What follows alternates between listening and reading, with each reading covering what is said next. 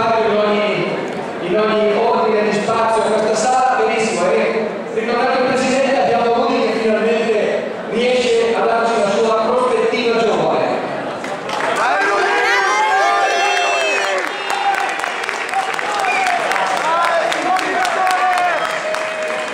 Non vi preoccupate, capisco perfettamente il momento. Noi non siamo un partito con la copertina matinata, ma i sentimenti sono forti, si vede. Grazie. Ho già fatto i saluti, adesso prima di cominciare un ringraziamento necessario al Presidente che, dicevo, è stato un precursore, ha aperto una breccia dentro la politica italiana, autoreferenziale, che avrebbe altrimenti escluso noi ragazzi dalla partecipazione, dall'essere protagonisti. Adesso, Presidente, quella breccia che lei ha aperto noi la stiamo seguendo con molta fiducia e le veniamo dietro. E le va riconosciuto il coraggio di aver fatto questa grande apertura all'interno del partito e permettere a un ragazzo che come me, che proviene da umili origini, così come lei, di essere protagonista oggi in questo momento fondativo del partito.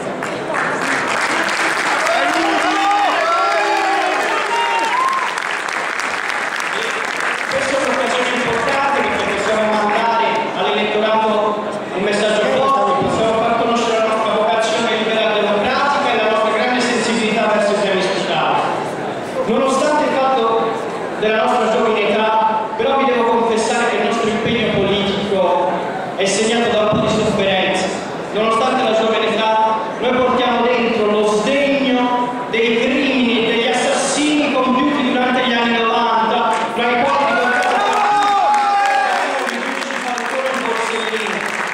portiamo dentro ancora più la sofferenza. La prima immagine forte che abbiamo avuto della politica è stata quella di Mani Pulite, una classe politica fondata sulla corruzione, e noi non ci saremmo mai più riavvicinati alla politica se non avessimo ancora visto il Presidente Antonio Del Piero una speranza, una valvola di sfogo.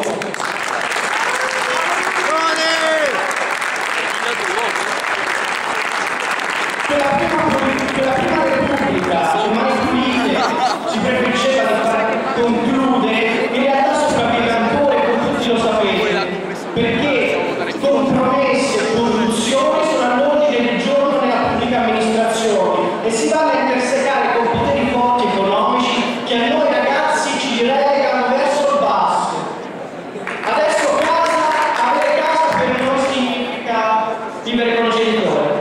Lavoro significa precariato, ma è questo che ci meritiamo?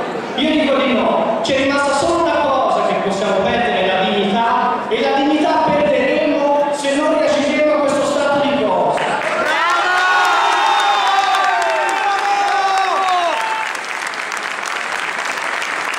Capite la nostra identità?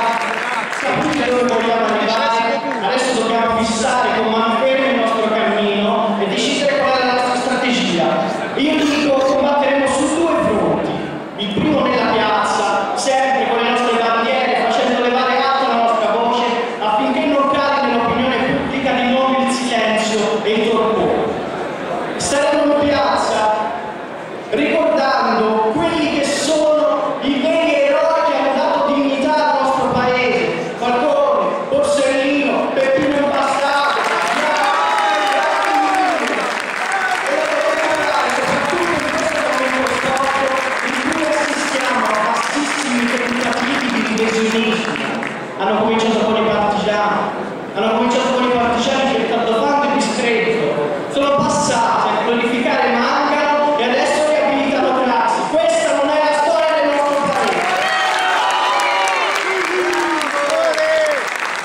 Il secondo fronte sul quale la giovanile l'Italia dei Valori si batterà è quello delle istituzioni. La nostra sarà una palestra politica dove formeremo giovani incorruttibili e virtuosi amministratori.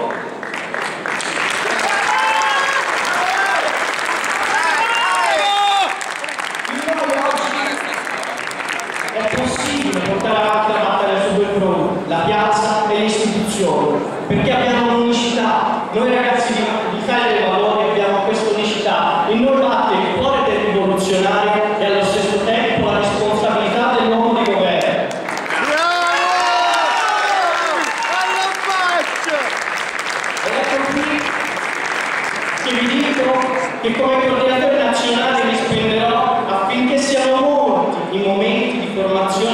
semplici amministratori, e siamo molti anche i momenti di formazione dei ragazzi per farli comprendere pienamente quella che è la nostra collocazione di filosofia politica che ci lega agli LDR, il Partito Liberale Democratico Riformista Europeo.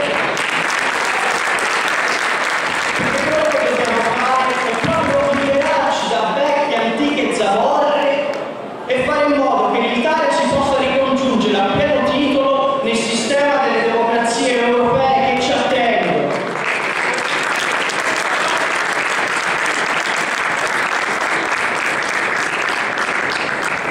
Non voglio prendere altro tempo e dirò che il Dipartimento Giovani che creeremo sarà un dipartimento fondato sulla democraticità. Tutti i coordinatori provinciali, regionali e nazionali saranno ovviamente l'espressione democratica della propria base di riferimento. Perché professiamo la democrazia poi, ma la applicheremo per prima su noi stessi. Questo è il cammino che stiamo tracciando. Vi posso dire che con 2 anni di esperienza io sono arrivato, per fare un breve aneddoto, al partito dopo aver visto il presidente per l'ennesima volta lottare da solo in una di quelle tante trasmissioni televisive che insomma non sono così potenti. E mi disse: Presidente, tra me e me disse: Presidente, adesso vengo a dare una mano. Mi collegai sul sito internet, vidi qual era la sede più vicina, andai a bussare